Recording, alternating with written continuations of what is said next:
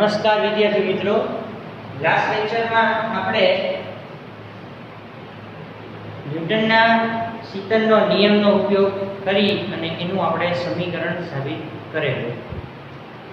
આજે આપણે આ લેક્ચરમાં ચેપ્ટર નંબર 11 પાર્ટ 12 એના આપણે સ્વાધ્યાયના અને ઉદાહરણના દાખલા જોવાના છે.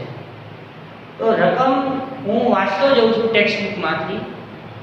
તમે બાજુમાં તમારી ટેક્સ્ટ બુક રાખજો જેથી કરીને તમને રકમ સમજાય અને દાખલો તમને વ્યવસ્થિત રીતે આવડે.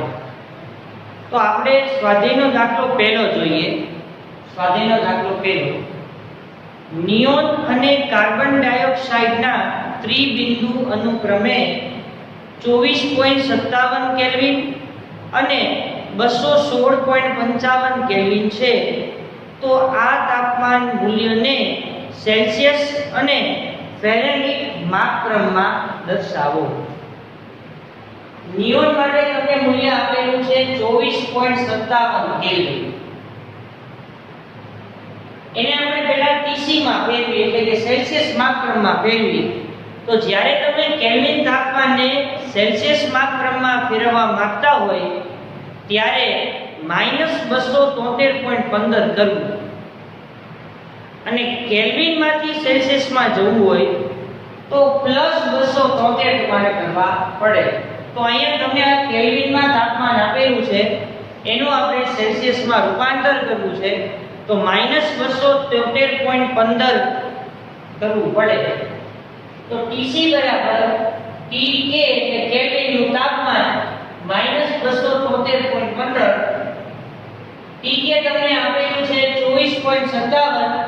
24.57 -273.15 કરશો એટલે તમને -248.58 સેલ્સિયસ જવાબ મળશે. આ હતું સેલ્સિયસમાં. હવે આપણે જોઈએ ફેરનહીટમાં. તો TF બરાબર 9/5 TC +32. 9/5 TC એટલે -248.58 +32 તો છે. આપણે ચેપ્ટરની શરૂઆતમાં સેલ્સિયસ અને ફેરનહીટ વચ્ચે સંબંધ દર્શાવતું એક સૂત્ર જોઈ ગયા છે જે હતું TF બરાબર 9/5 TC +32. 9/5 TC એટલે -248.58 +32. TF બરાબર ગુણાકાર ભાગાકાર કરશો એટલે -415.44 ફેરનહીટ તમને મળી જશે. બરાબર? ચાલો એના માટે CO2 માટે જોઈએ. તો કેલ્વિન તાપમાન તમને આપેલું છે 216.55 કેલ્વિન. કેલ્વિન માંથી તમે સેલ્સિયસ માં કન્વર્ટ થાઓ એટલે તમારે -273.15 કરવા પડે. કેલ્વિન આપેલું છે 216.55 અને -273.15 એટલે માઈનસ કરો -56.6 સેલ્સિયસ જેટલું તમને તાપમાન મળી જાય. ફેરનહીટ અને તાપમાન વચ્ચે સંબંધ દર્શાવતું સમીકરણ આવું કંઈક છે. 9/5 TC +32. 9/5 TC નો મતલબ થાય -56.6 +32 -69.88 ફેરનહીટ. તો આ તો તમારો સ્વાધ્યાય દાખલો પહેલો કે જે તમે કેલ્વિન માંથી સેલ્સિયસમાં અને ફેરનહીટમાં તમારે માપવામાં આવે છે. બરાબર? સ્વાધ્યાયનો દાખલો બીજો જુઓ.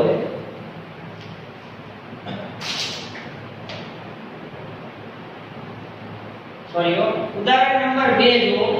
ઉદાહરણ નંબર 2 શું કહે છે એ જો બધે.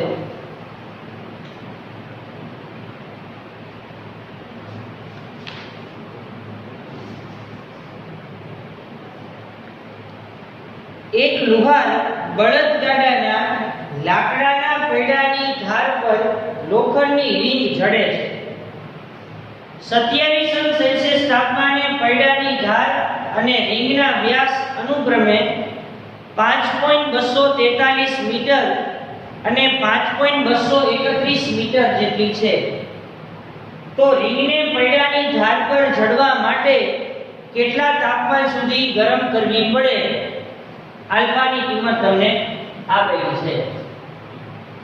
T1 બરાબર એટલું છે 27 સેલ્સિયસ. રિંગને તમારે કેટલી ગરમ કરવાની છે જેથી તમે બળદગાડાના પૈડા ઉપર એને લગાવી શકો? આ તમારે શોધવાનું છે. કારણ કે રિંગ છે એ રબર હોય, તમે ગરમ કરશો એટલે થોડી ફૂલાશે. ફૂલાય એટલે તમે જે બળદગાડાનું જે પૈડું છે એના ઉપર તમે એને બંધ બેસાડી શકો. તો કેટલા તાપમાન સુધી એને ગરમ કરવી પડે જેથી કરીને એ રિંગના પૈડા ઉપર, સોરી, બળદગાડાના પૈડા ઉપર બંધ બેસતી આવી જાય? જે મોટી લંબાઈ છે, નાની લંબાઈ છે એને આપણે L1 કહી, મોટી લંબાઈ છે એને આપણે L2 કહી. L1 બરાબર 5.231 મીટર અને L2 બરાબર 5.243 મીટર.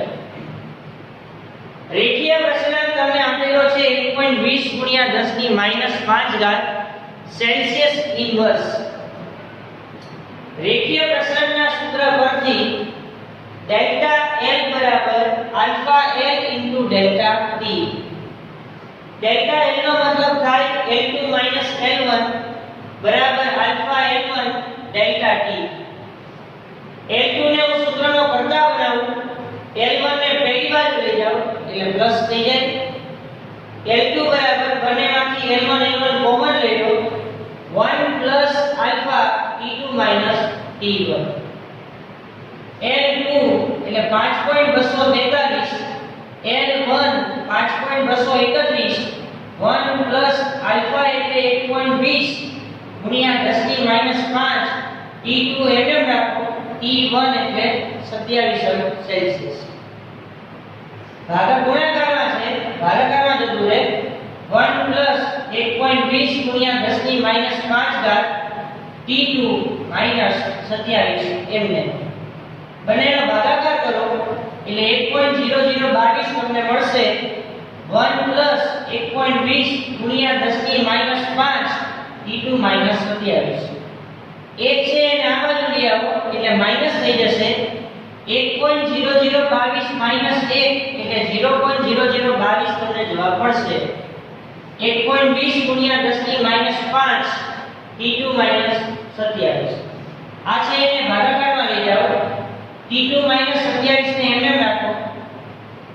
આ બંનેનો ભાગાકાર કરો, T2 માઈનસ 27 ને એમને રાખો, માઈનસ 27 ને આ બાજુ લઈ જાઓ એટલે પ્લસ થઈ જાય. 183.33 પ્લસ 27 એટલે 210.33 સેલ્સિયસ જેટલું તમને મળશે. તો રિંગને 210.33 સેલ્સિયસ સુધી તમે તપાવો તો તે ગાડાના પૈડા ઉપર આરામથી બેસી શકે છે અથવા બંધ બેસતી થઈ જાય છે. આ મેઇન વસ્તુ, બરાબર. હવે ઉદાહરણ નંબર 7 આપણે જોઈએ. તો ઉદાહરણ નંબર 7 શું કહેવા માંગે છે એ આપણે જુઓ.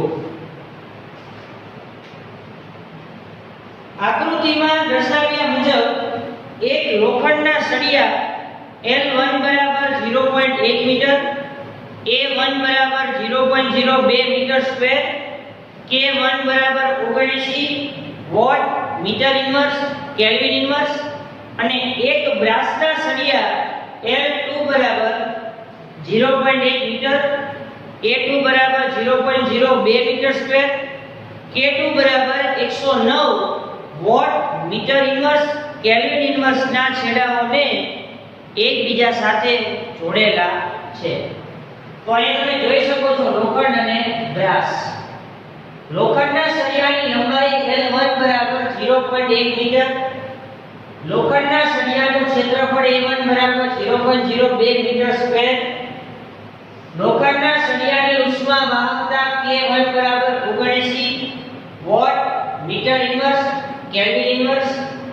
એવી જ રીતે બ્રાસના સળિયાની લંબાઈ તમને આપી છે 0.1 મીટર, બ્રાસના સળિયાનું ક્ષેત્રફળ A2 બરાબર 0.02 મીટર સ્ક્વેર, બ્રાસના સળિયાની ઉષ્મા વાહકતા બરાબર K2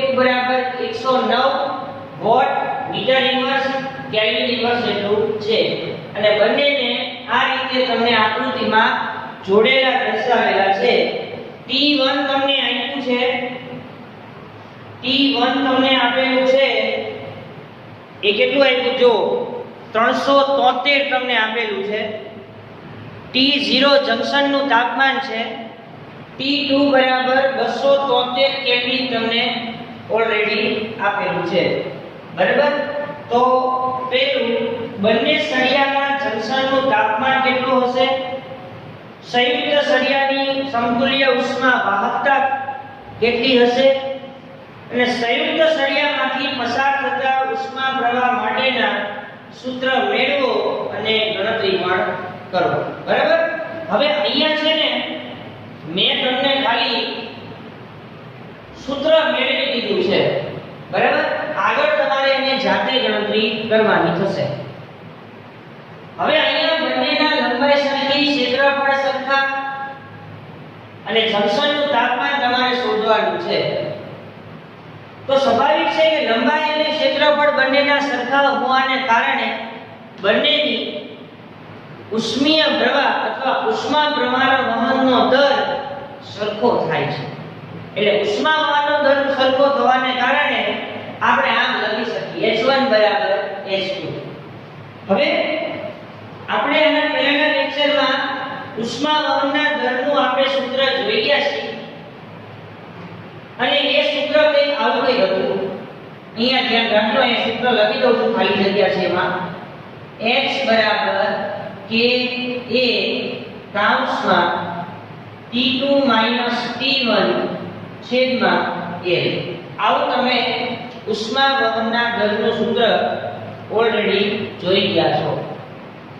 તો અહીંયા બંનેની ઉષ્મા વાહકતા અલગ અલગ છે. ઉષ્મા વહનનો દર છે ને એ સરખો છે. તો બંનેને આપણે સરખાવી દઈએ. H1 બરાબર H2, K1 A1 T1 T0 છેદમાં L1. આ સૂત્રનો ઉપયોગ કર્યો. K1 આ સૂત્રનો K1 A1 T1 T0 છેદમાં L1 બરાબર K2 A2 T0 T2 છેદમાં L2. બંનેના ક્ષેત્રફળ સરખા, બંનેની લંબાઈ પણ કેવી સરખી, એટલે બધી બાજુ શું થઈ જાય કેન્સલ. K1 T1 T0 બરાબર K2 T0 T2. K1 T1 K1 T0 K2 T0 K2 T2. આને આ બાજુ લઈ જાઓ એટલે પ્લસ થઈ જાય. K1 T1 K2 T2 બરાબર K2 T0 અને પેલી બાજુ લઈ જાઓ K1 T0. K1 T1 K2 T2 એમ રાખો, બંનેમાંથી T0 ને કોમન લઈ લો, K1 K2. T0 ને સૂત્રનો કરતા બનાવો તો K1 K2 કે ડાયરેક્ટ સામેના છેદમાં. તો વિદ્યાર્થી મિત્રો તમે જોઈ શકો છો આપણને જે સમીકરણ મળ્યું T0 એ જંક્શનનું તાપમાન દર્શાવે અને જંક્શનના તાપમાનનું તમારે સૂત્ર મેળવી અને હવે તમારે માત્ર ને માત્ર એમાં કિંમત મૂકવાની છે. એ કિંમત તમે શું મૂકશો અંદર? તો કે K1 T1 K1 તમે જાણો છો કે આ ઉષ્મા વાહકતા 79. T1 એટલે અહીંયા લખી દઉં છું 373 કેલ્વિન. T1 બરાબર 373 kelvin plus K2 109, T2 273 kelvin છેદમાં K1 એટલે 79, K2 એટલે 109. બરાબર? તો અહીંયા તમને બધાનો ગુણાકાર ભાગાકાર કરશો, સરવાળા બાદબાકી ગુણાકાર ભાગાકાર કરશો એટલે તમને જંક્શનનું તાપમાન T0 મળી જશે. એના પછીનો દાખલો આવે સ્વાધ્યાયનો દાખલો 8મો. તો આપણે સ્વાધ્યાયનો દાખલો 8મો જોઈ અને આગળ વધીએ. બહુ સહેલો દાખલો છે, ધ્યાન રાખજો. તાંબાની એક તપતીમાં છિદ્ર પાડેલ છે જેનો 27 સેલ્સિયસ તાપમાન અને વ્યાસ 424 સેન્ટીમીટર જેટલો છે.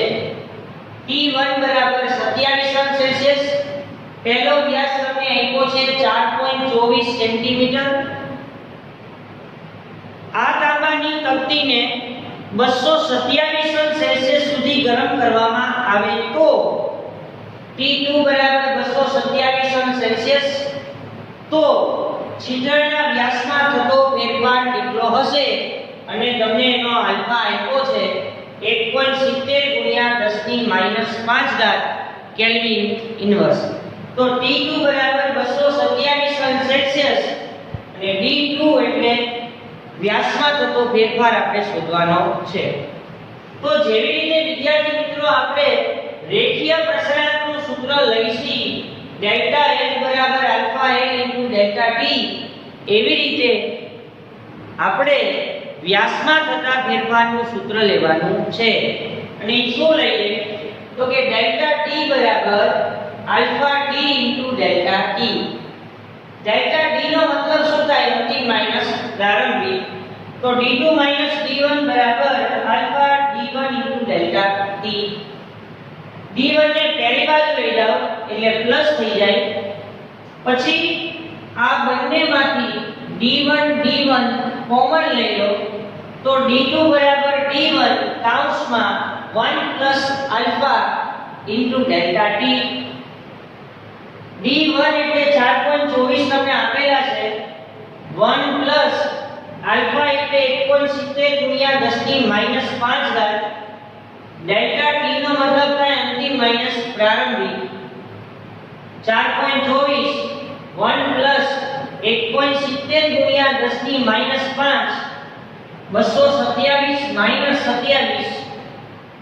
4.24 1 પ્લસ 1.70 ગુણ્યા 10⁻⁵, આ બંનેની તમે બાદબાકી કરો એટલે -200 તમને જવાબ મળશે. 4.24 ને એમને રાખો, 1 પ્લસ આ બંનેનો તમે ગુણાકાર કરો એટલે 340 ગુણ્યા 10⁻⁵ જેવું તમને મળશે. હવે આ બંનેનો સરવાળો કરી અને આની સાથે એનો ગુણાકાર કરવાનો છે. કેલ્સી તમારે બાજુમાં રાખવાનું. આ બંનેનો પહેલા સરવાળો કરી અને પછી એની આની સાથે ગુણાકારમાં લેવાનું છે. તો તમને જવાબ મળશે 1445.84 ગુણ્યા 10⁻⁵. 1 2 અને 3 ડાબી બાજુ કરશો એટલે ઉપર તમારે પ્લસ કરવા પડશે. તો -5 + 3 એટલે -2 સેન્ટીમીટર. તો વ્યાસમાં 1.44 ગુણ્યા 10⁻² સેન્ટીમીટર જેટલો ફેરફાર થાય છે. એના પછી આવે સ્વાધ્યાયનો દાખલો 6. 1 મીટર લાંબી સ્ટીલની પટ્ટીનું 27 સેલ્સિયસ તાપમાને ચોકસાઈપૂર્વક અંકન કરેલ છે. ગરમ દિવસે જ્યારે તાપમાન 45 સેલ્સિયસ હોય ત્યારે સ્ટીલના એક સળિયાની લંબાઈ આ પટ્ટી વડે માપતા તે 63 સેન્ટીમીટર મળે છે. તો આ દિવસે સળિયાની વાસ્તવિક લંબાઈ શું હશે, એટલે કે સાચી લંબાઈ શું હશે? આ સ્ટીલના સળિયાની લંબાઈ 27 સેલ્સિયસ તાપમાન વાળા દિવસે કેટલી હશે? સ્ટીલ માટે રેખીય પ્રસરણાંક આપ્યો છે 1.20 ગુણ્યા 10⁻⁵. હવે પહેલા તો 27 સેલ્સિયસ તાપમાને લંબાઈ કેટલી હશે અને વાસ્તવિક એટલે કે મૂળ લંબાઈ સાચી લંબાઈ એની કેટલી હશે એ આપણે અહીંયા જોવાનું છે. બરાબર? એ આપણે જોઈ લઈએ. તમને પ્રારંભિક લંબાઈ આપી છે 1 મીટર એટલે કે 100 સેન્ટીમીટર. 27 સેલ્સિયસ તાપમાને તમને એને રાખી દીધી છે. લંબાઈમાં થતો ફેરફાર માટે સૂત્ર આપણે રેખીય પ્રસરણનું જોઈ ગયા છે. ડેલ્ટા L બરાબર alpha L into delta T. અહીંયા લખી આપણે અંતિમ માઈનસ પ્રારંભિક. અહીંયા મૂળ લંબાઈ જ્યારે તમને બધાને ખબર છે અને પહેલી બાજુ લઈ જાઓ એટલે પ્લસ થઈ જાય. બંનેમાંથી L0 કોમન લઈ લો.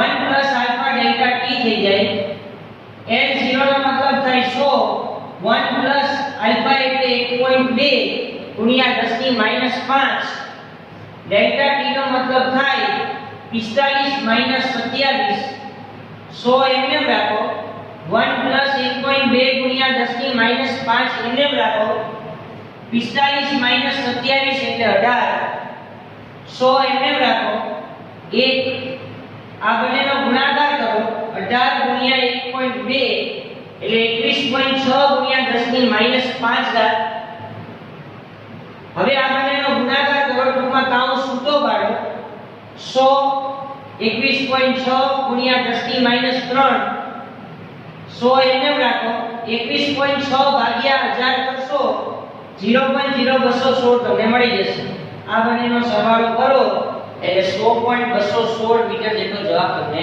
મળે તો 27°C તાપમાન વાળી તાપમાને તમે જ્યારે સ્ટીલના સળિયાને રાખો ત્યારે એની લંબાઈમાં આટલો ફેરફાર થઈ શકે હવે સાચી લંબાઈ શોધવા માટે અહીં એક સૂત્રનો ઉપયોગ કરવાનો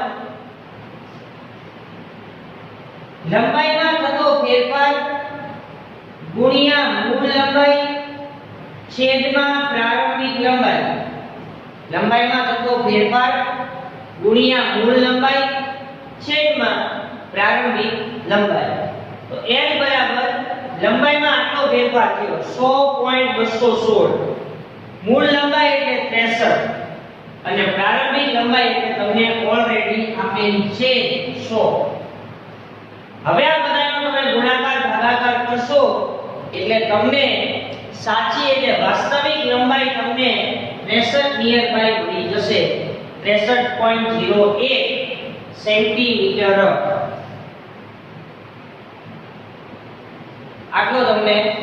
આટલી તમને વાસ્તવિક લંબાઈ જોવા મળે બરાબર તો વિદ્યાર્થી મિત્રો આ હતા તમારા સ્વાધ્યાયના અને ઉદાહરણના દાખલા બરાબર હવે નેક્સ્ટ લેક્ચરમાં આપણે વળી પાછા આગળ વધી અને સ્વાધ્યાયના દાખલા આપણે આગળ લઈ જશું અને ચેપ્ટર પૂરું થાય એવી આપણે બનતી ટ્રાય કરીશું ઓકે થેન્ક યુ